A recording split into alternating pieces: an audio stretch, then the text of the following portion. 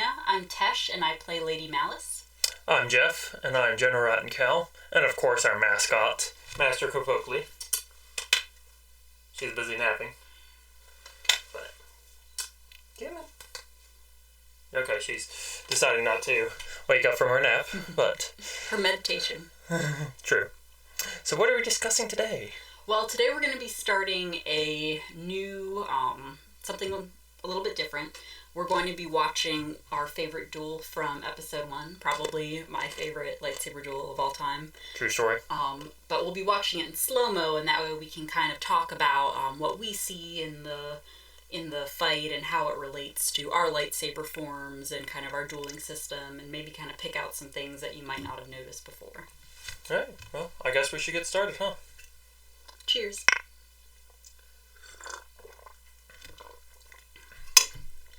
So, of course, we're going to start with the introduction of Darth Maul igniting the staff for the first time. Absolutely beautiful introduction. I remember that moment from my childhood. Nice little flurry to get right into it, and of course Obi-Wan just jumps right into Ataru.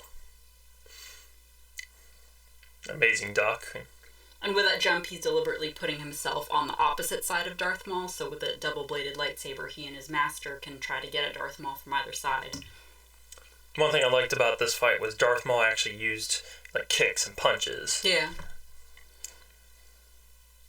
And using the environment to open up doors and everything like that. With the way he's backing up, he definitely has a plan in mind for where he's taking them, which use of terrain is something that we teach our students. You can see both Obi-Wan and Qui-Gon are very Ataru heavy, which is matches what we call Ataru, and also in universe they're both supposed to be heavy Ataru users. So it's almost like a baseball bat type strikes that you're seeing. I would say the downfall of their Ataru is because with Ataru you have to keep the pressure up. It allows them to be split up. Because if you don't have that pressure, then you're on defense. You can't wait for that opponent. Yeah. And I think Darth Maul is starting to recognize that. With when he kicks someone, the other person's still coming at them and leaving their partner behind. Yeah. Still don't understand this scene of like going on the He's just showing off. I really like Obi-Wan's feint right there where he kind of lunged forward. That's something that we teach in combat, is you can kind of throw off your opponent by it looks like you're going this way and then actually go the other way. Oh, nice beautiful saber lock there. They're really hard to do because lightsabers in the real world are plastic and they just slide and that doesn't look cool.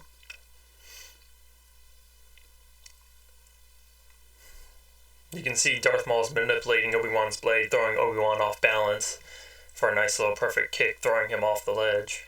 Which is really annoying when someone does that to you in combat.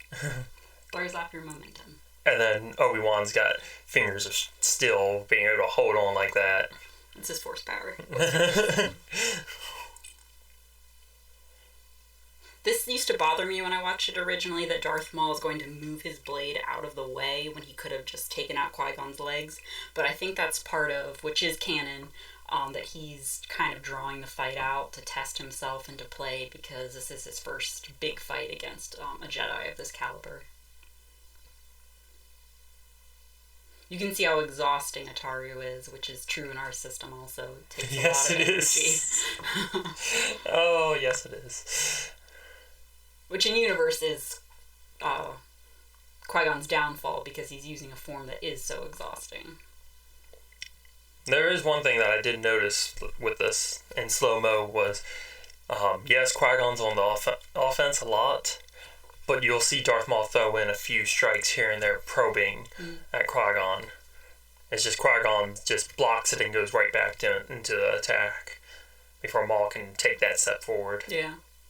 The way Darth Maul's fighting here is what we would classify as a Sith warrior, so very playing with your food, drawing out the fight to prove that you can.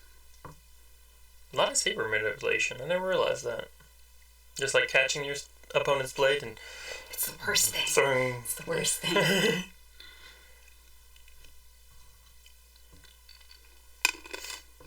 I think this is a nice good scene of what we would call Dune Mock. It is in lore as well, where you'll see Darth Maul is pacing to try and get into Qui-Gon's head, whereas Qui-Gon's trying to, recollect himself, get one with the Force. not let Darth Maul get into his head. Yeah. And go into that meditation.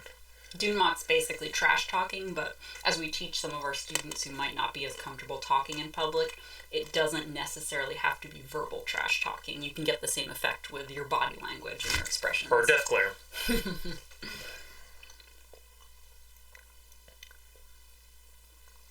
Nice little peaceful moment of breathing. And those are always nice when you get those moments, especially after a target. I'll just use a barrier. Hang out. Catch my breath.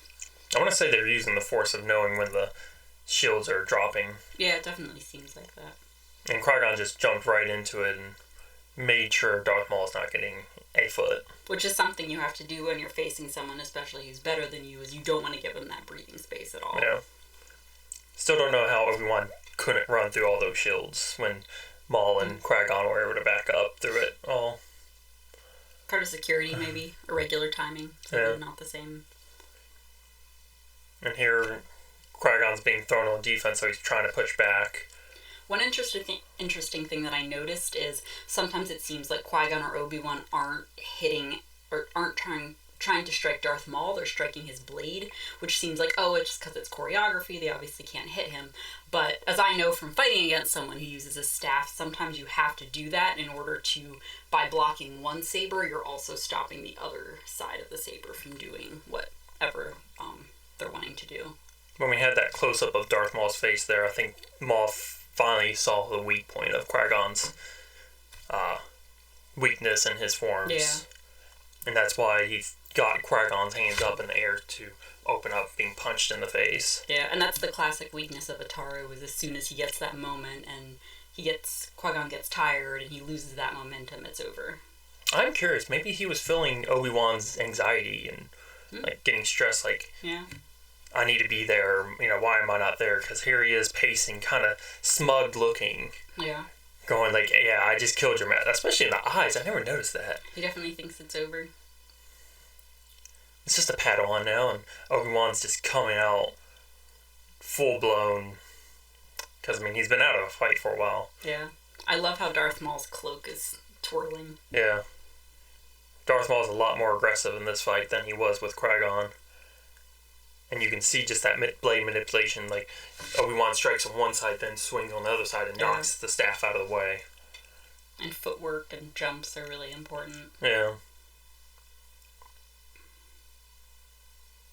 And you see, like, Obi-Wan pushing the blade away, and Obi-Wan definitely got up close. Because the weakness of staff is closeness. Once you're up close, you're done for, and that's why Darth Maul had to, like, do his little trolls away, too. Yeah. And throwing the saber behind him to get around. Definitely adding more kicks. Reverse grip for a second. But he doesn't use it.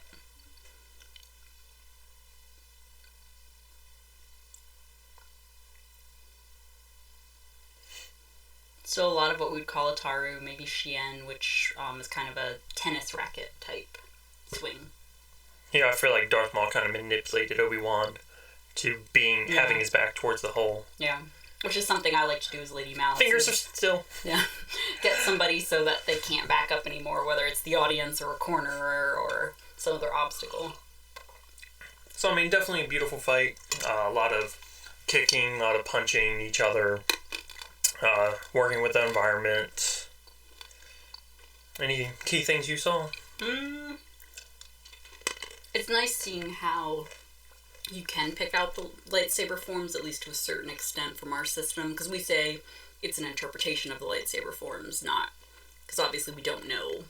It's something fictional. It's something that different people have added to. So we don't know exactly what those forms look like in the Star Wars universe, but our interpretations of them can kind of be seen in the movies, which means that whoever created our system is doing a good job at it. Yeah. And it's always nice to see, just when you slow things down, what all you would miss. Yeah. That you probably subconsciously picked up on. Yeah, we didn't get to talk about it, but we actually noticed Darth Maul and Obi-Wan both do the, behind the back move that's really popular from a Vanity Fair photo shoot that Anakin's in that pose. So it's kind of cool that wasn't from episode 2. It's actually used in episode 1 also.